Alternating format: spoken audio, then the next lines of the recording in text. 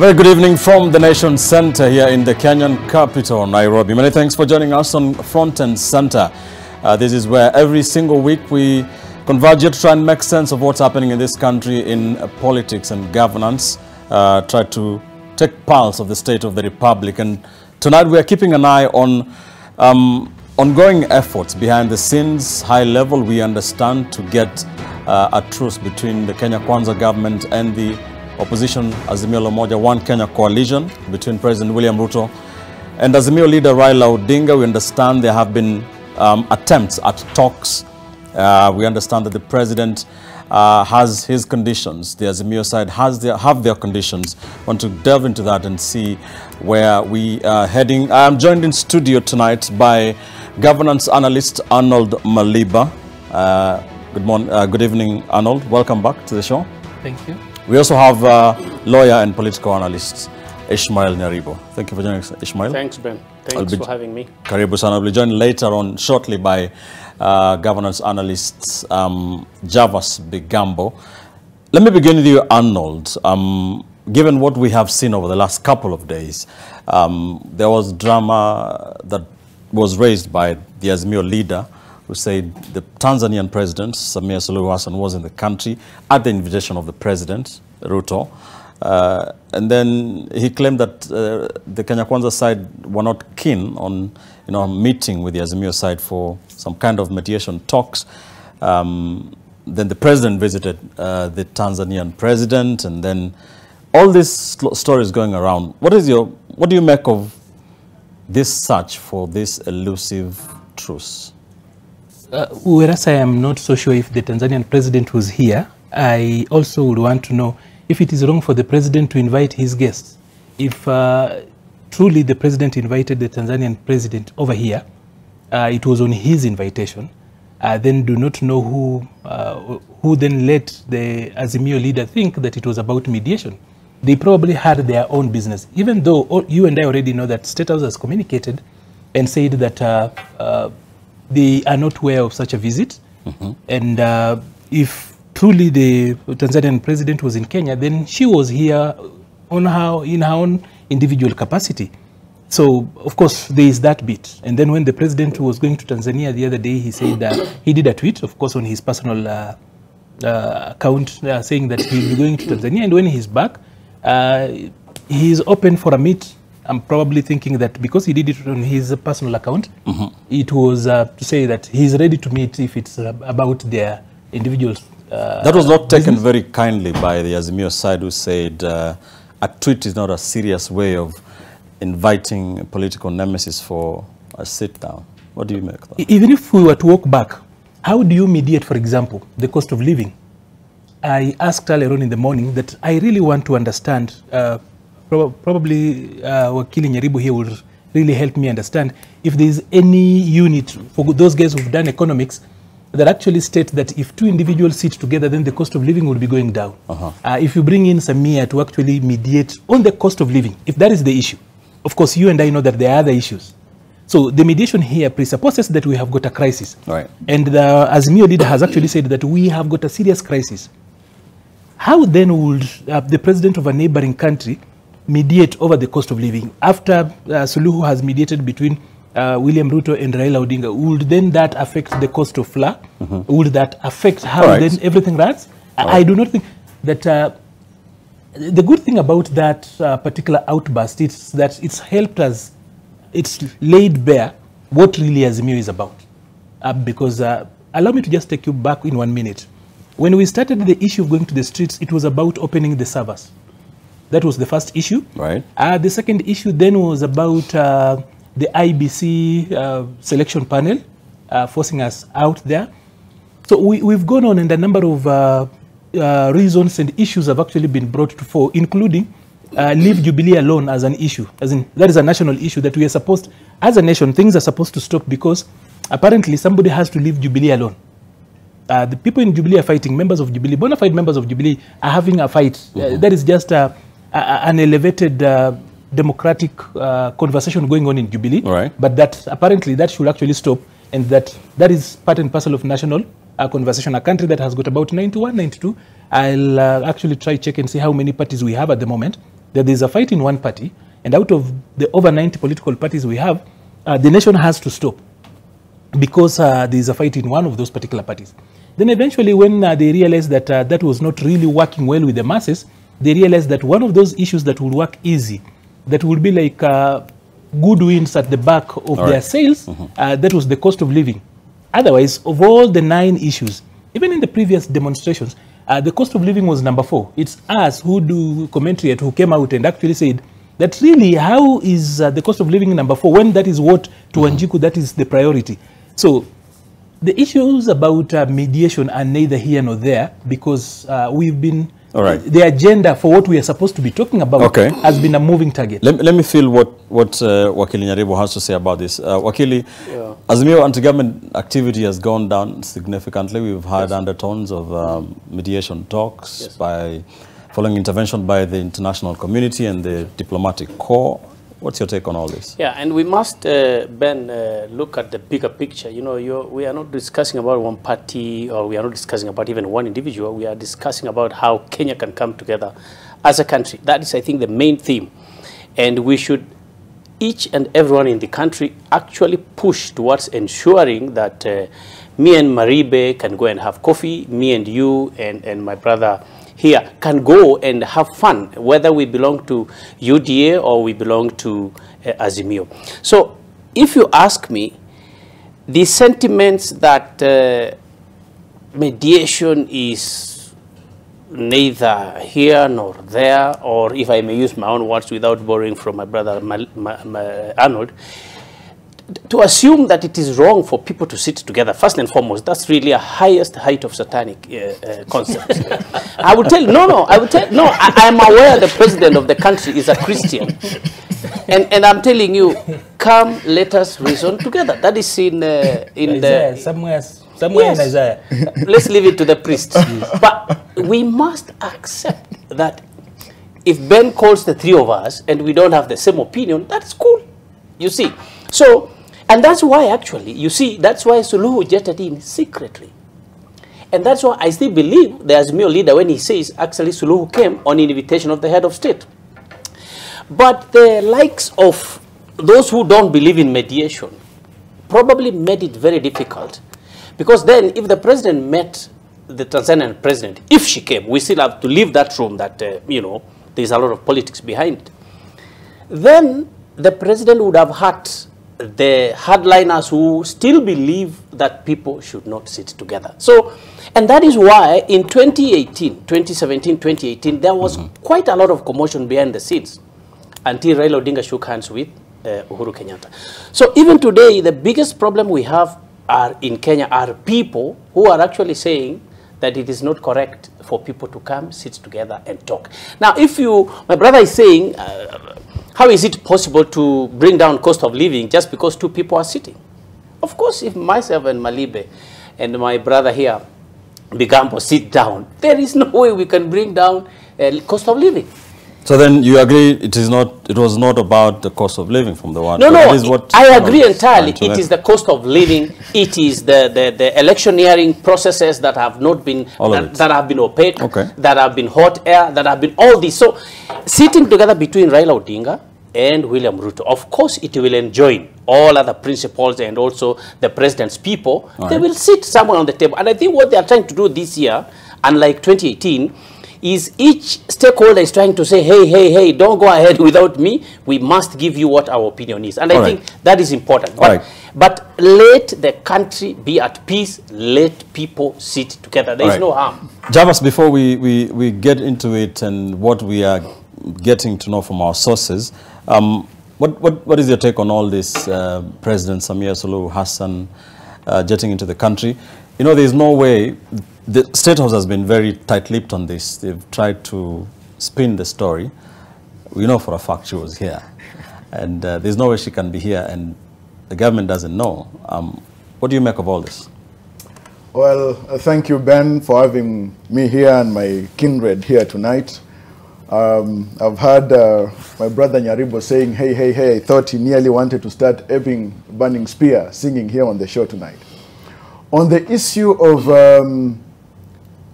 Tanzania's president, Samia Suluhu, being in the country secretly to try and mediate the political impasse that is presently extant between principally Honorable Raila Odinga and His Excellency President William Ruto remains a very curious thing. Of course, the lead was lifted by Raila Odinga in his presser the other day. Now, I sit here tonight asking myself one critical question. Can Azimio claim from any judicious Ararat that internally we cannot really deal with our own issues? Hence, the necessity of external intervention in the name of mediation.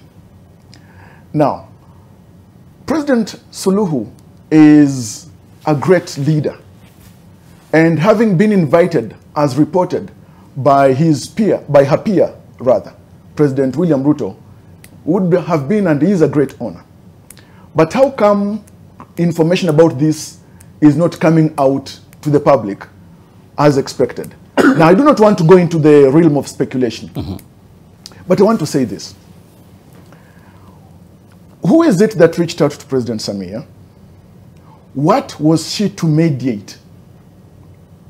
I sat here listening to my brother Maliba talking about and inquiring whether economic issues can actually be mediated. Now, does it mean that always we'll want to wash our linen in public because we're incapable of handling our own issues? Have we made sufficient effort to deal with socioeconomic issues in this country? I have read somewhere, Ben, in the Constitution, Article 119, which provides that any person in this country has got a right to petition Parliament to amend, enact, or repeal any statute in Kenya. Article 119 of the Constitution. Has there been any effort on the part of any person in this country to petition Parliament with regard to Finance Act 2023? I have not seen any. The other thing is this. If it's a question of actually bringing down the cost of living, and I've seen and I've read even today that Honorable Raila Odinga claiming that initially President of South Africa, Cyril Ramaphosa, had been reached out to and President Ruto refused. Yet President Ramaphosa himself is unable to deal with load shedding in South Africa.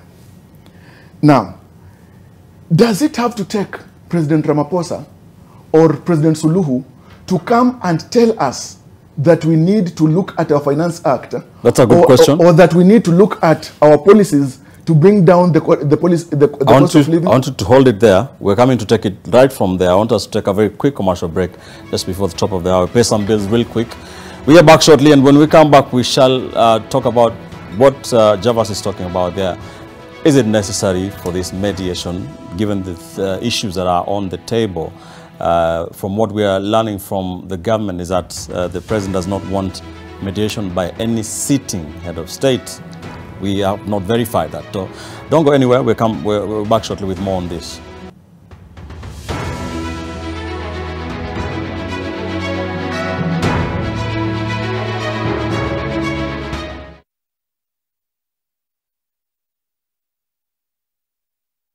Nunua KPLC tokens, bila charges. Only on Airtel Money. Dial *334#. Select Lipa na Airtel Pay Bill, then select KPLC.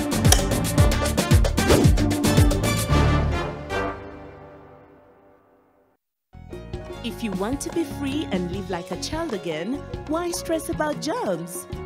Everyday use of Dettol keeps my loved ones protected.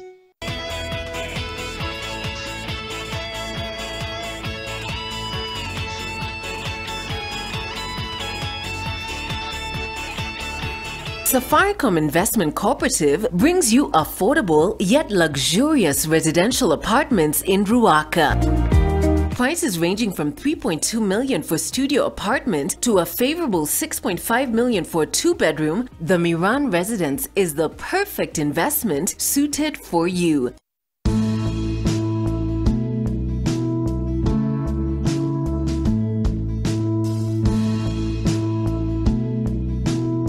Apply now for a new competency-based full-time 2-year diploma and 1-year certificate courses commencing in September 2023. Applications for short courses are ongoing. Visit our website www.utalii.ac.ke or call 0769 531 621. Hi there, my name is George Washiri Optiven, and we are very happy as Optiven introducing to you Achievers Paradise Gong. We are calling you to be part and parcel of the fastest growing satellite town in this city. Optiven is doing water reticulation, nice fence, tree planting, solar street lighting, beautiful, well-compacted Maramu roads, and we are developing and building a beautiful Achievers Gate. This is a chance that you cannot afford to miss. Call this number 0790 300 300. Matukio makuu ya nchi, sio bungeni, sio wizarani. Kigodani, uongozi na upigia upatu. Kila Jumatatu. Mimi ni Frederick Mwitiriri na hii ni NTV. Una call mse wa CAPS, umemake request, ame-accept. Alafu anakuuliza first of all, unaenda wapi? Kama unaenda mahali ya jiski, anakuambia ucancel. So client akikwambia akona shida ya mguu, obviously like the way he said, kazi yako ni ku make sure client ako comfortable. Alafu bila aliingia mbele ndio ukajua ni mguu gani. Apparently niko Thika Road na nimefika inaitwaje Muthaiga. Hao mademu wa nyuma wameanza kutoa nguo. Huo kando wangu wameanza kutafuta so, una drive alafu Instagram is turning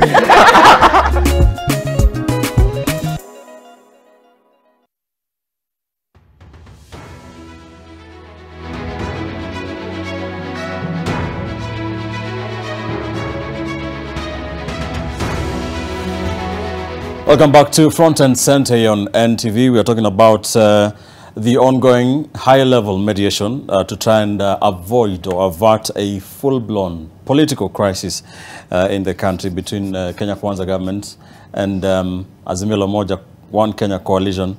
Arnold is looking at me wondering, what are you talking about? And I understand that. Arnold, let me come to you. Yeah. Javas has mentioned South African President Cyril Ramaphosa has also been brought into this conversation. There is some indication from State House or the government that President William Ruto is not keen to have, I mean, he did tweet saying that he's always ready to talk and all that, something that the Azimio side did not take kindly because it was via Twitter. But there's an indication that he's not keen to have a sitting head of state mediate this. I'm not so sure about that and your source, but I will say this. First of all, I'll try to just do these things in points so that probably we cover so much ground. Number one, I'm a Kenyan to the core. I love to say that the Kenyan shilling, the colors of our flag, literally flow in what is my spirit. And somehow, if President William Ruto and Raila Odinga were to allow Suluhu to be the mediator in this particular process, right. This is an individual opinion, I'd be hurt. Because I have seen Suluhu, for example, sound like she's so happy when we are having fights here. She spoke about I didn't like her tone. I have got a right as a Kenyan. No, not to like somebody who doesn't like us, or rather who doesn't bring very positive vibes. She spoke about dollars when we had a shortage. We know that they are having a serious dollar shortage, but we are not saying anything. She spoke about kwa jirani kuna chomeka. So as a Kenyan, I'd a little bit feel like I've been let down. This one is a very personal opinion. But two, let's go back to this mediation business. Here, we are presupposing that we have got issues that we are not agreeing on. Azimio says they're not interested in nusu mkate. So what are we mediating? The government says that it's true the cost of living is high. We are trying to solve that. Azimio says that the cost of living is high. So we agree on that. So why do you need mediation? So for whatever the case, and even if it's, you know, like, if you need mediation, are you going to mediate on something that is in court? For example, if we are talking about the Finance Act 2023, if that is an issue, for example, would a person from a different country come and mediate over a process that is before our judiciary? That wouldn't work. All right. So the idea of people meeting, I saw my brother Ishmael. By the way, I don't know whether Ishmael is in the Bible or is anyway, but this is it. He spoke about Isaiah 1:18, and the Lord says, "Come, let us reason together, and even though your sins might be as red as crimson, they'll be as white as snow," and such. But be that as it is, why are we meeting here? First and foremost, as a nation, we have got 48 dialogue platforms, 47 county assemblies, and actually 49. And then a national parliament that has got 2 chambers, the Senate and the National Assembly. So that is the deliberative assembly of a people. And this brings me to something that we really don't want to talk about. You know, we gave ourselves the Constitution 2010, and literally everybody here is either a legal scholar or a practicing legal person already. So this Constitution we gave ourselves was not a suggestion. And there is this thing I love to call the Raila exception. The Raila exception being that in any other word, Nyaribo will call it a constitutional waiver or a legal waiver. That we give ourselves a constitution and a process, but if it doesn't please Raila Odinga, then we set it aside, come up with an extra constitutional process to actually appease him. It started as a joke in 1997 when Moi tried to come up with a way of beating the minority numbers he had in parliament. So what started as a Moi trick, then we will work in. In 2002, when they didn't agree, there was an MOU somehow. There were laws as they were. Then we had the noise about the MOU. That would lead to the Bomas draft going flat out. And then, of course, that would lead to the 2007, 2008 political impasse that we had. We can never forget that 2008 didn't happen in a vacuum. It started somewhere, and it started from an MOU. Somehow, someone who always wants an exception. Then we will move on to 2013. When the courts ruled against him, he called the courts Koti Bandia. We come to 2013, to 2017. The courts rule in his favor. He refuses to actually adhere to that and forces a handshake. That Raila exception, when I say a Raila exception, people will look at it as if it's about the individual. But the idea that we can always come up with extra constitutional, extra legal mechanisms to address some of these issues can easily become a culture, and it will outlive, it's actually going to outlive the individual. And when it outlives the individual, it becomes bad culture. So we are a country that says that we are a country under the rule of law, and we are a democracy, we have got a constitution, but somehow we set it aside. Ben, I need to bring this point in a minute. Can I bring the point home? Let's hear from Ishmael before I come to I need to bring the point home before I lose it. Yes. This is the point. We have got a parliament that we elected last year. We have got county assemblies that should be taking care of this business, because 60% of what is being asked for can be done in the county and the legislature. The 30% can be done by the executive, and the 20% is for us as individuals to do. But somehow we want to tell the people that the people you elected cannot dialogue on your behalf. They cannot represent you. That a man meeting alone somewhere in Nanyuki with Suluhu and William Ruto can solve our problems. We cannot render our parliament useless. Ishmael. And the leadership we elected the other day. Let's hear from Ishmael. And Ishmael is the second son of Abraham. No. Oh, wait. He's not. He's not. You know, this way. There's something. There's a story we have there. so many Christians in the country and they don't know. He's actually the first son. Oh, the first son. It was the first son, not the second. Gotten from the lady who was living in the house, and then the procreation from Ishmael actually brought Islam. If with tremendous respect to Islam, I don't want to say Ishmael, its actual origin. What's your take on this? But Ben, you know, on adults, and I want to request that you allow us a minute or two so that we can really we have time-wise. Now, you know, people complain so much about Raila Odinga, and both the security and media and everybody knows I am not hired at all by anybody, whether as Mio or UD or anyone. But which security? Whichever. I have my opinion about the struggle for this country's democracy right from 1963 until 1992, when there was clamor for repeal of the Section 2 of the former constitution, when multi-party was allowed. And it was not only Raila Odinga who did that. There were several people who came up to make sure that Kenya is liberated. Now, if you go back and say Raila from 1992 has been wrong for deleting that awkward section which limited Kenyans, and then you now come up and say even in 1997, because of PPGs and the differences between the KANU, LDP, and all those people clamoring for a freer society. And then you again bring it up to 207, and then you say still it's Raila Odinga. And today, in 2023, you want to tell people that the works done by Raila Odinga were all meant to be evil. I mean, you can lie to kindergarten historians and not any ordinary Kenyan who is above 18 years.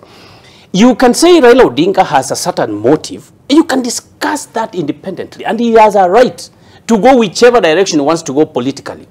But to blame him for being a part and parcel of the people who are fighting for... By the way, today... Is it fair to say that he finds, not loophole, he finds what is called a legal exception? I don't know that. What I know, Ben, is Bible and Quran teach that you should never tire to do the right thing.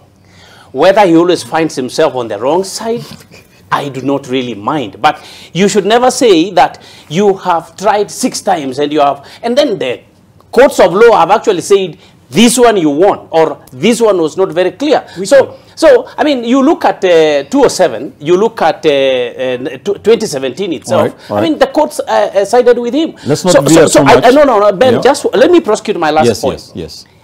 It is not correct for elites, for professionals to just come up on national media and say that everything Raila has been doing is to try to cause havoc and try to fight in the streets. This narrative has been created by people who actually have been created politically by Raila Odinga himself. It is because they want a political platform. But in terms of whether the mediation can include Ramaphosa or Suluhu, what is wrong with having brothers in the region? I mean, we have seen South Sudan, the Sudan today. And our president has been invited to lead those negotiations out there, except that they are refusing our president. What is wrong by asking a neighbor to come in and say, hey, could you please see what this problem is so that it can be resolved? Right. So I think that Kenyans should be more reasonable and logical when we are talking about mediation and stop making it a hard ball for the president. People talking is not a problem. Well, Ben, what they're talking about should be a problem. Yeah, Maliba talked about Raila Odinga exceptionalism. Now, I look at it in terms of an enterprise called Raila Odinga Incorporated.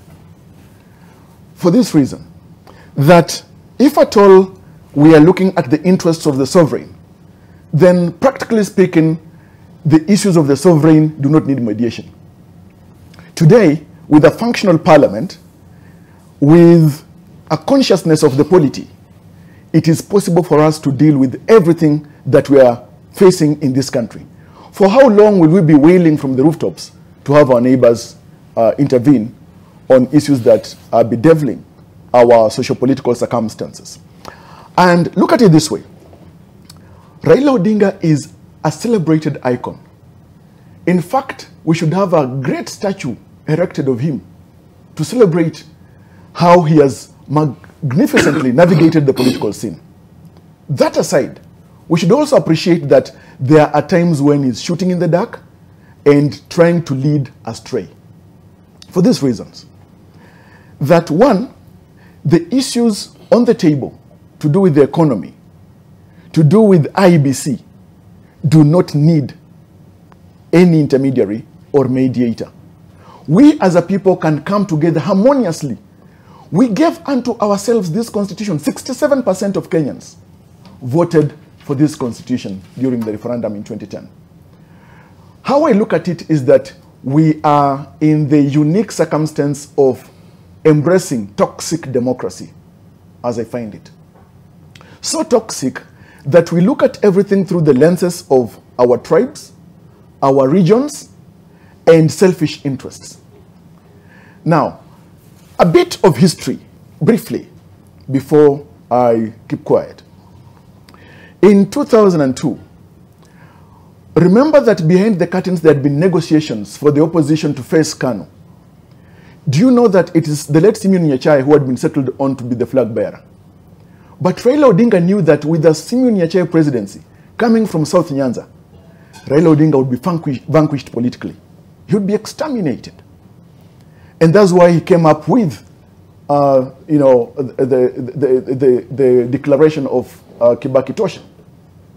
Now, when there was the KANU NDP merger, the assumption and desire was that retiring President Moi, as he then was, would then, courtesy of that merger, have his blessings upon Raila Odinga. When he chose a different candidate, there was a mass walkout.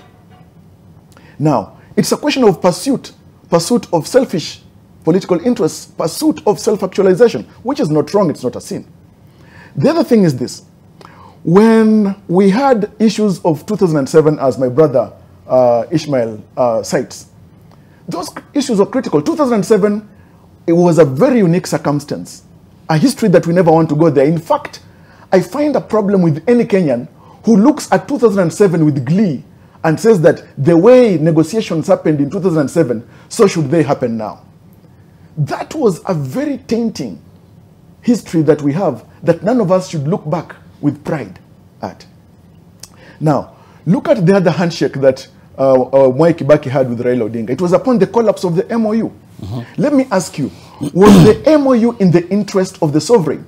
The sovereign here being the common man. The issues of the MOU were for the benefit of the political elites. The collapse of the MOU led to the disintegration of the NAC government. And even when we went to the referendum of 2005. The issues of the handshake on the 9th of March 2018 between retired President Uhuru Kenyatta and Raila Odinga, was that handshake primarily in the interest of the sovereign? Of the 9-point agenda items, which one of those has been implemented, even by 10% alone? Elite interests. And that's why I talked about pursuit of elite political interests. That is the tragedy that we find ourselves in. Now, as I finish, Ben, let me ask this question. I have monitored even social media discussions and even various reports in the papers. And people are gleefully saying that we need Raila Odinga and President William Ruto to sit together in a political arrangement and everything will be calm. I have read a tweet by spokesman of Azimio, Professor Makawa Mutua, who tweeted and said, and I quote in part, that what is needed is a political settlement with Raila Odinga. Political settlement. That's the national dialogue. Political settlement.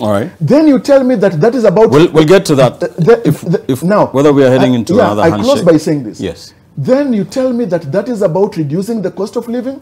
I pause for a reply. All right. I want to ask you this, Ishmael, and I'll ask you the same question, Arnold, very quickly. Just 1 minute only, Ishmael. Raila Odinga says he will only engage in talks if there's a mediator. Yes. The president is opposed to such. Where does this leave us? In your opinion? It is extremely reasonable. I mean, what is mediation? I sit with you, Ben, and we discuss who was correct, who was wrong, or rather who was saying this point, who was saying that point. A mediation means you climb down to the same table so that you can at least discuss those issues more objectively. And there has to be a third party to say, okay, I have heard you, and then you do some form of agreement, can be written or not, but you agree to go forward in a certain way. So I think Raila has a point, and I think also that the president actually has a point as well when he probably wants to meet him as a brother one-on-one. I mean, he tweeted, my brother Raila Odinga, let's meet one-on-one. But Ben, look at this thing in a bigger picture. There is nobody, whether in Africa, in Europe, or in the Asia, who can stand alone as a country. So a mediator from outside is okay. In 2007, you said you don't want us to go there.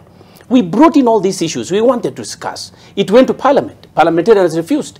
And then a letter was written to ICC, and all that what happened, and then finally, you know, Uhuru and Ruto became president and deputy. It is important Kenyans sit together today so that they can resolve. At least for the last few months, few weeks, we have tried to talk. It is about stones and guns. So we haven't succeeded. So this issue of can a mediator come in and actually talk should be allowed, Ben, and should be preached and supported by everybody. Well, is it possible that the president is looking at this and saying, look, 1 year is already finished. I have a mountain to climb. I have 4 years. A mediation, a protracted mediation will waste time for him, and he maybe thinks it's not worth it. No, in a mediation, Ben, you stop nothing. You will just say, we are talking, give us time. And mediation can take 5 months, 6 months, whatever it takes, and the president will be working. So no one should be afraid of mediation All right. at all. Arnold, very quickly, 2 minutes. I just needed to say this, that Yes. I think the Kenya Kwanza side and the president have actually been very clear, and they have said that we are willing to have a national dialogue. A national dialogue and not a mediation. A mediation here presupposes that we have got 2 sides here. The one thing that Wakili Nyeribo has not said is what are these issues that need mediation? So the Kenya Kwanza side says we are agreeable to a national dialogue. A national dialogue is not Suluhu sneaking into Nanyuki and Raila knowing about it and Wajakoya not knowing. That is not a national dialogue. A national dialogue is not William Ruto calling Samia probably for a conversation, and Raila has got a way of hearing about it and says, now that she's here, let us talk about it. But heads of states traveling incognito is the commonest of things, by the way.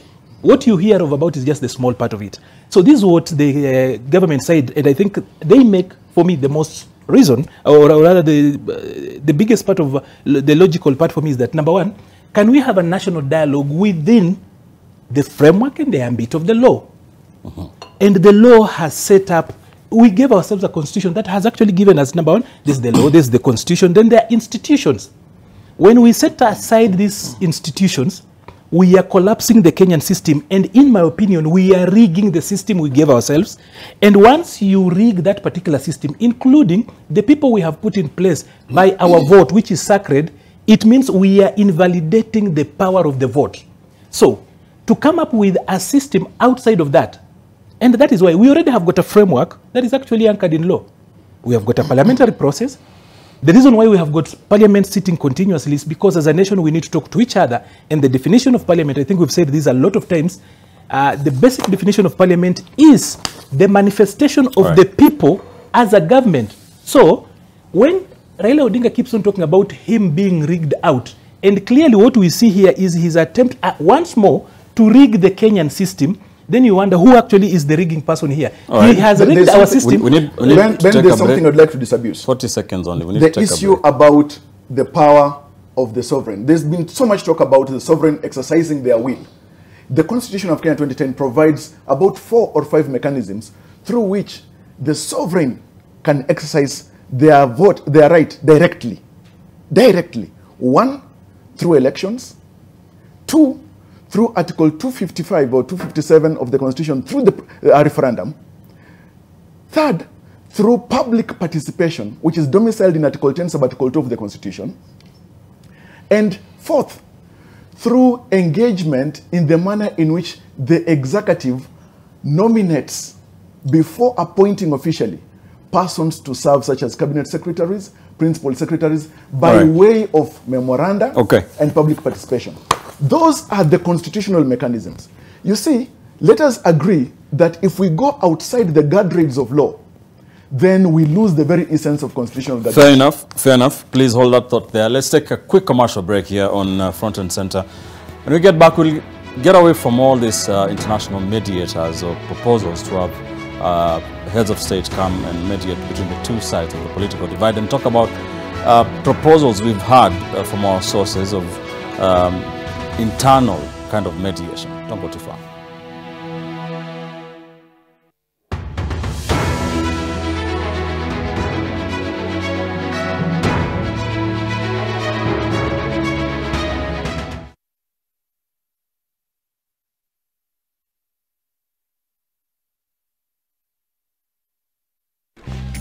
Bro, nilikushow ile mali imejipa kwanza size yangu kabisa. Wanaume wanapenda tu kuongelea wasichana peke yake. Wewe unaongea kuhusu nini wewe? Sisi tunabonga story ya shamba. Ati shamba? Yes, you can own a residential plot at phase 6 of Havana Estate, Nakuru at 699,000 Kenya shilling. An installment option is available. For a free site visit, SMS plot to 20321 or call 0725 000 222. Badala ya kurukia story za watu, Rose, rukia shamba.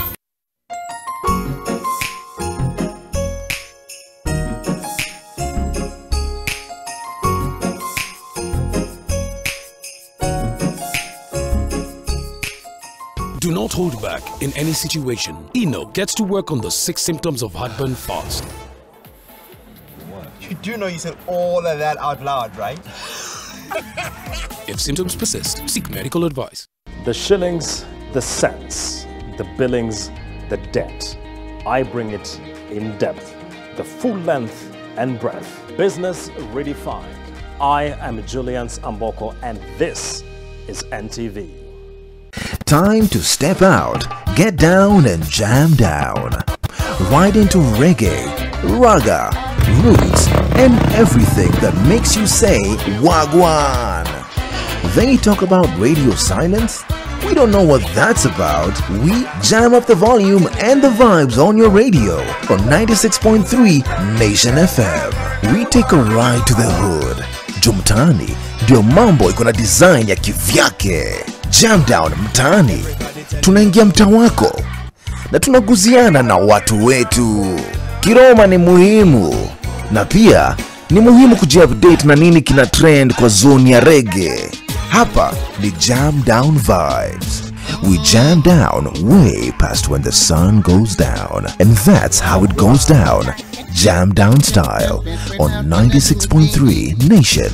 Every Saturday from 7 p.m. to 10 p.m. Then at 10 p.m. on NTV. Una call mse wa cabs, umemake request, ame-accept. Alafu anakuuliza first of all, unaenda wapi? Kama unaenda mahali ya jiski, anakuambia ucancel. So client akikwambia akona shida ya mguu, obviously like the way he said, kazi yako ni ku make sure client ako comfortable. Alafu bila aliingia mbele ndio ukajua ni mguu gani. Apparently niko Thika Road na nimefika inaitwaje Muthaiga. Hao mademu wa nyuma wameanza kutoa nguo. Huo kando wangu wameanza kutafuta so, una drive alafu Instagram is turning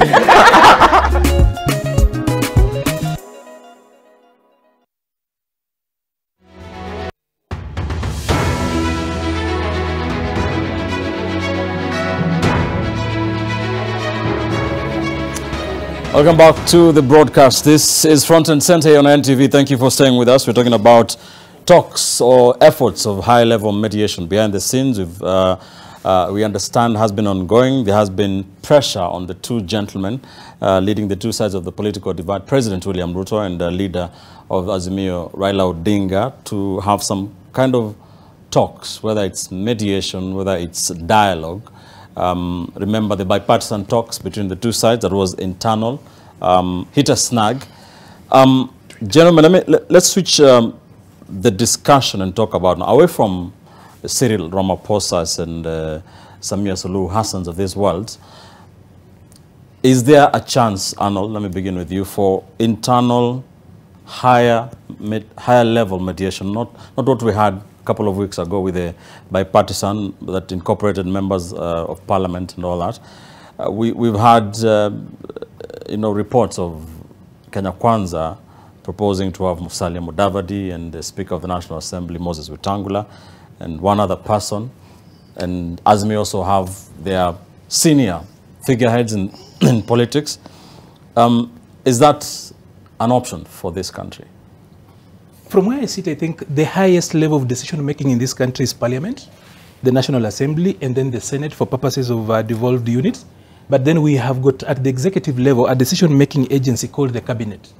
So, whereas I do not have a problem if leaders choose to actually sit down and talk to each other, the question that we are not answering is specifically what are the issues that then will force us as a nation to go outside the Constitution and establish a mechanism outside of what we have given ourselves. We were very normal and sane when we voted. For one, rather, is the anti-government protests that have claimed lives. And that is where the question would be, was it necessary that people go to the streets and over 24 people die, a police officer die, hundreds of properties being destroyed? Was it necessary? Because after that, the cost of living has not gone down, and you and I already know that in the next few weeks we expect things to go higher. Manufacturers have actually increased the prices by 9.5%. So, was it necessary? It wasn't.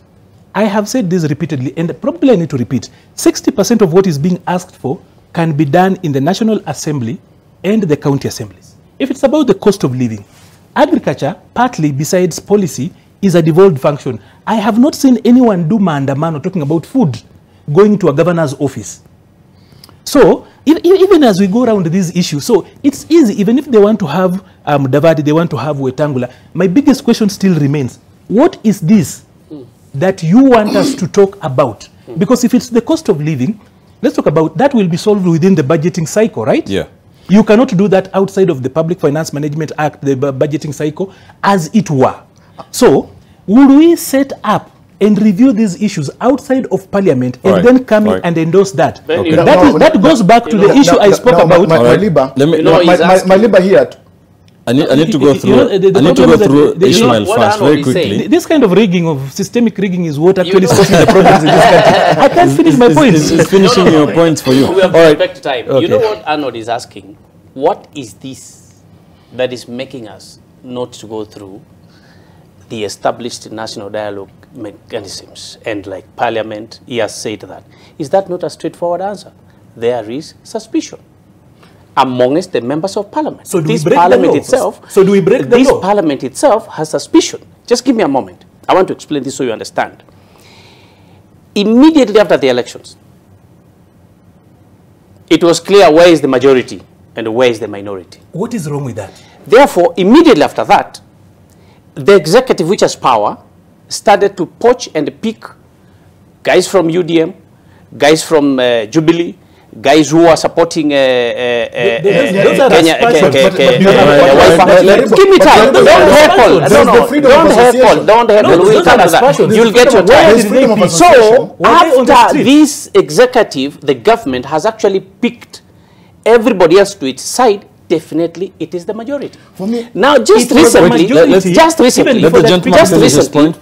recently, they picked, was it Canaan, to come to, was it Canaan, if I'm right, to come to the table for negotiations with, again, the Kenya Kwanza side. He had been in Kenya Kwanza, Azimio, but then was taken over by the Azimio people, and they said he's the guy to sit on the table. So we cannot bury our heads in the sand and say, why can't we just go to Parliament where there is a majority? Arnold, give me a moment. What are the issues? I mean, you had your time. That. What are the issues? No, you have had your time. The point is, there is suspicion. Whether in reality you believe it or in law you think it is wrong. There is suspicion in Parliament, and therefore people don't feel that they can take themselves into a slaughterhouse while they are taking themselves. Ishmael, what is your take on, what is your take on this higher level? This is important. This I agree entirely. In fact, I agree with it. When they say Moses Mudavadi is an agreeable person, sorry, I apologize, Musalia Mudavadi. I mean, from his personality, he is agreeable, he is amiable, and anybody can sit with him. When they talk about the people who have been proposed from Kenya Kwanza, they are agreeable. If you choose to go to the discussion table, and let's be honest, Ben, with people like the Honorable Kimani Ichung'wah, or you take Ndindi Nyoro, they are honorable members of Parliament, but if you put them on the discussion table, because they are parliamentarians, then the discussions will not move forward. So I think the kind of people they are talking about can actually come back. But I heard one of the members of the old committee saying that there are no longer discussions. But these militant professionals who are trying to advise the president not to sit on a table with the people like we'll come to that very quickly. Musalia Mudavadi are actually being unfair to the country. Well, basically, when you look at the framework of government under the law as it is today, government, we've got a devolved system of government. When you look at Article 1, Sub-Article 4 of the Constitution, it provides that we have got two forms of executive, at the national level and at the county level, rendering services as provided for in the 4th schedule of the Constitution. I shudder at the thought of vacuity on the part of even some governors joining Maandamano against government, yet they are leading a government, a county government. When you look at issues of health, issues of agriculture, as Arnold mentioned a little earlier, the entire gamut of devolved functions that are bequeathed to county governments, Do you realize that to manage even the nature of the socioeconomic issues bedeviling this country, county governments cannot be left out? And yet I saw a number of governors grabbing the microphone, wailing, saying that we must have to collect signatures so that so-and-so, President William Ruto, vacates office. Really? And I agree with Professor Noam Chomsky that when you look at and analyze the language that is being used, looking and reminiscing at even what was said in March this year by the opposition, that they are toying with the idea of secession, then it leads you just to the path of pursuit of power, looking for power, grabbing that power by any means necessary. And that is not the elephant in the room. That is the entire room. The room of the thirst for power. Now, I am not blaming Raila Odinga or the leaders of opposition. Look at Article 96, the functions of Parliament. To listen and deal with and handle the affairs of the people. Now, do you handle the affairs of the people by marching on the streets every single day? I cited earlier provisions of Article 119.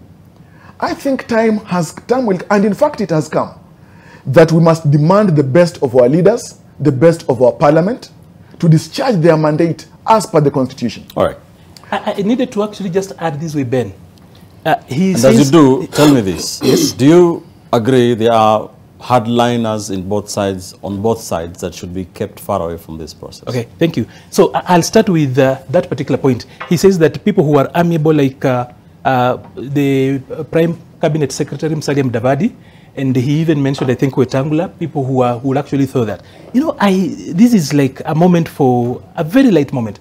The people that other side called the other day, 70 and his brother %, are now amiable, and now they should actually be the people that lead. The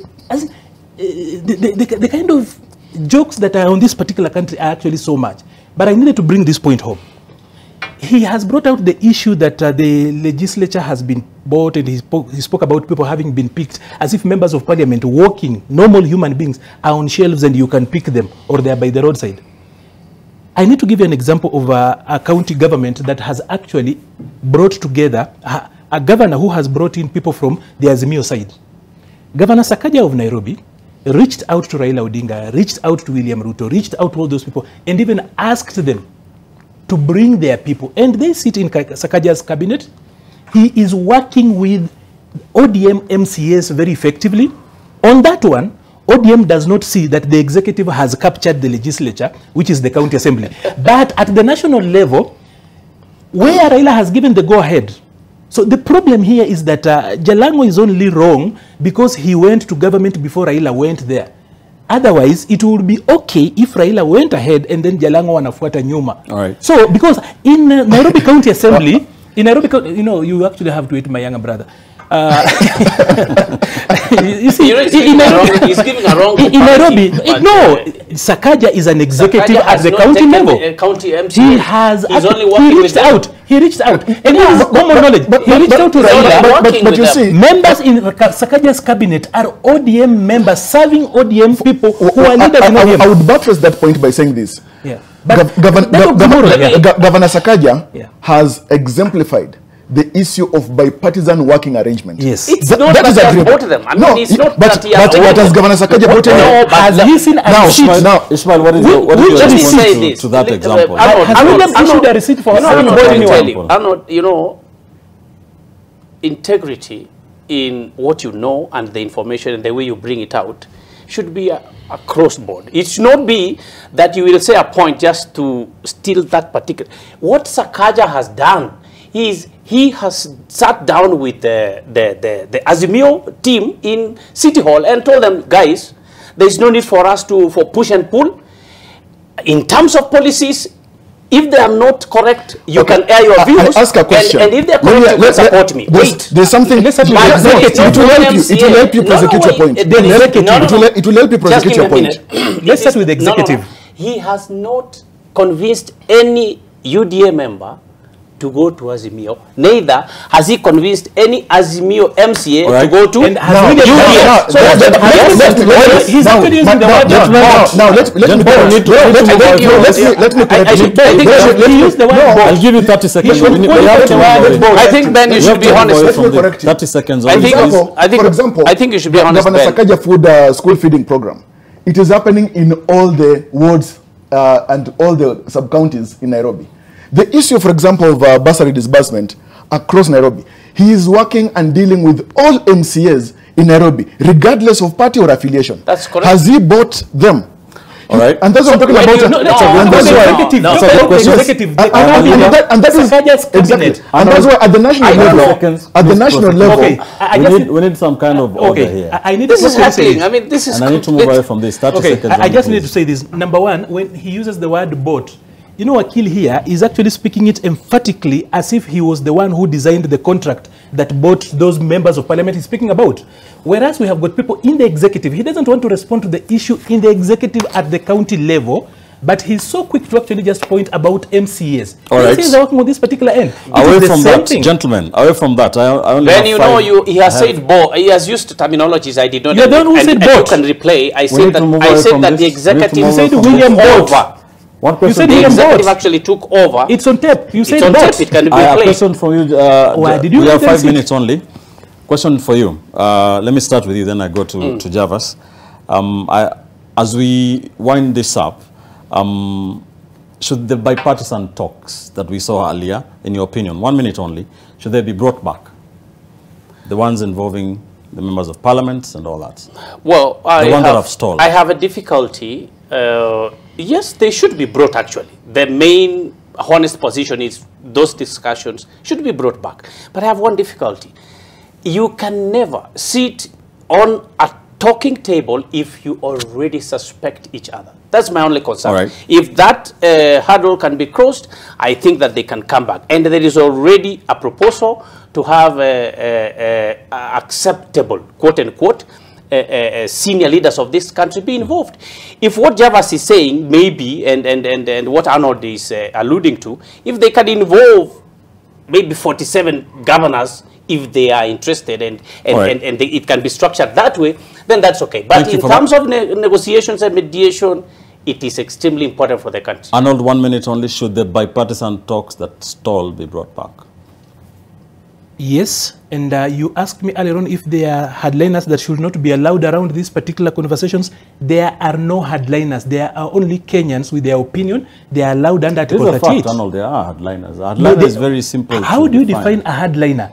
Just because people are asking questions does not make them a hardliner. By the way, the people who have pushed us to the edge of sanity and order are the hardliners. If you can push us to a point where we get to mediation, quote unquote, push us to a place where you're talking about national dialogue, now all of a sudden, national dialogue and mediation is actually synonymous to that, which is not true. So the real hardliners are the people who are pushing for a precipice that actually push us to the edge. All right. Yeah.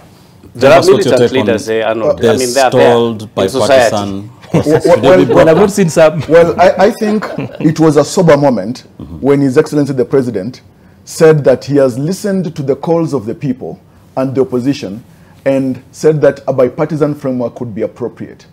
And when he opened that door and Honorable Raila Odinga was agreeable to it, it made sense to everybody. Whether development partners, whether Kenyans, every person was agreeable to that. All right. What we need to ask that bipartisan team is to make sure that they are sober and grow a backbone and deal with the issues that are agreed upon and not raising issues every now and then. I'm also aware that the Interreligious Council of Kenya is coming up with an initiative and reaching out to both sides to come up with a national convention for deliberation on critical issues for the greater good of this country. But when you talk about the issue of hardliners, I have this to say. Those who are hard on the line, it is not because they are defending the critical issues on the table today. It is because they are trying in advance to secure their political future. Babu Owino, I understand, wants to be governor of Nairobi someday. Is he a hardliner? Honorable Sifuna wants to be governor of Nairobi someday. There are all these people who are, for example, that side. They are being considered and Honorable Pio and I, and all these people want to take over from Raila Odinga someday. Now, let's face it. We should understand that Raila Odinga is facing critical options, a very slippery path. Yeah. The president is also having very critical options to make. Now, President William Ruto is in a very unique situation today. He's the only president who is facing this kind of turmoil and push for a possible political framework in his first term. Mwai Kibaki had a coalition, a grand coalition government with Raila Odinga in his second term. All right. Uhuru Kenyatta handshake with Raila Odinga in his second term. The late Daniel Arap Moi had a framework of NDP and KANU in the last term of his office. For President William Ruto, I can assure you, if he gets to work in a handshake situation with Raila Odinga, UDA will split right down the middle, Kenya Kwanza will split right down the middle, and his re-election will be on the line. We need to bring this And as I finish, I would say this. There will be no guarantee that Raila Odinga would support William Ruto in 2027. Arnold, 60 seconds, your final thoughts. I sit from a point where I insist that if we are going to have any form of dialogue or mediation, if that is even a synonym, it should be within the law. There is a constitution. We gave ourselves the law, institutions, and over and above, there is the power of the vote, the sacredness of the vote, that about a year ago, we went to elections and we elected our leaders. We cannot waive that all of a sudden and say that the leaders we voted for cannot do the work for which they are expected to work, and therefore let us come up with some other people whom we didn't vote to work out that. I agree with Raila Odinga that the servers should be opened. That I agree. All right. For the simple reason that the up. IBC server is open. The only one I actually want opened is the ODM server for nominations, especially in the strongholds for those of us who voted there. We do not know who won the nomination. 60 seconds only. Thank you, Ben. This country has been built on peace, love, and unity from the time of independence. It does not mean we didn't have corruption. It does not mean people did not disagree. It does not mean that people have not been experiencing extrajudicial killings and all these things. We have lived with them. But it is important that opinion shapers and leaders point out to Kenyans that it is important and imperative that people sit down to talk. What they talk and the results can then be consumed by us, and we will judge whether the talks are correct or not correct. But any hardline positions to prevent the president from meeting the rest of Kenyans behind Raila Odinga is actually excuse for going too far as a country. We should allow people to talk. Thank you. Javas, the Constitution says that the president is a symbol of national unity. When the president tweeted and said that he is willing and has always been ready to meet Honorable Raila Odinga, I felt very encouraged as a citizen. And I think the Honorable Raila Odinga should have returned the favor. When the president says that he is ready and available to meet Raila Odinga, a citizen, at Raila Odinga's convenience, what an honor. I think Honorable Raila Odinga should have said, Mr. President, my friend, I am ready and available to meet. When can we meet? That is statesmanship. That is leadership. But if it's the issue of mediating and some clandestine power sharing arrangement, the Constitution says that government shall be formed according to the framework provided for in the Constitution. All right. We, the people, gave unto ourselves this Constitution. Let us live by the law. In that, on that bombshell, that's where we wind up. Thank you so much, gentlemen, for coming into the studio to share your views on this very important governance issue. Governance analyst Javas Bigambo, lawyer and political analyst Ishmael Nyaribo, governance analyst Arnold Maliba. Many thanks. That's why we leave it on Front and Center here on NTV. Be sure to join us every Thursday from 9:30 as we dissect and get into the biggest political and governance issues in the Republic. Keep the conversation ongoing on Twitter. The hashtag is Front and Center. For all of us, I am Ben Kitili. Good night from Nairobi.